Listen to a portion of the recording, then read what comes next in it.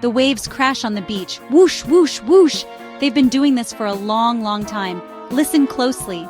The wind whispers a name across the ocean. It's the name of a queen, a goddess, someone very powerful and beautiful.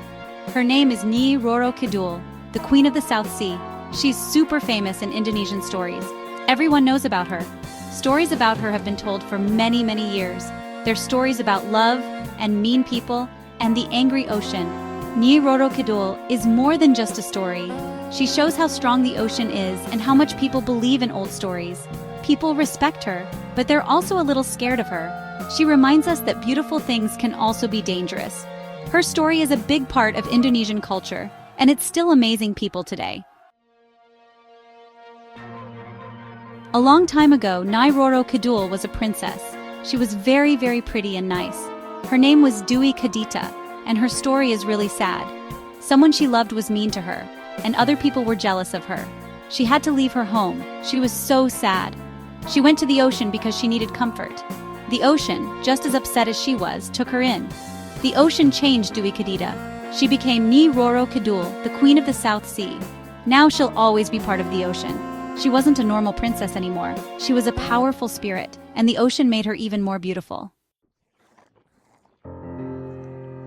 There are lots of amazing stories about Nyi Roro Kidul. One story says you shouldn't wear green clothes near the ocean. If you do, she might get mad and pull you under the waves.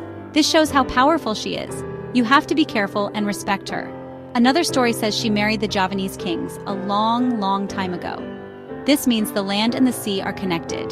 Nyi Roro Kidul isn't just a queen, she protects people too. She keeps the kingdom safe.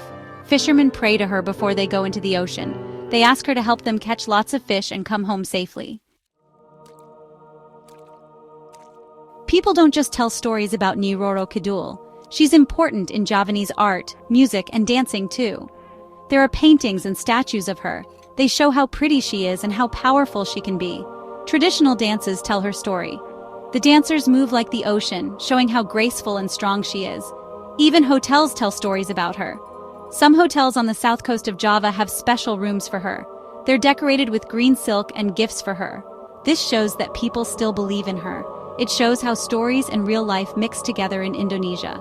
People still give her gifts and do special ceremonies for her because they respect her so much. Is Nyi Roro Kidul real? Is she a goddess, a spirit, or just a story? It's hard to say, like trying to see through the fog on the ocean.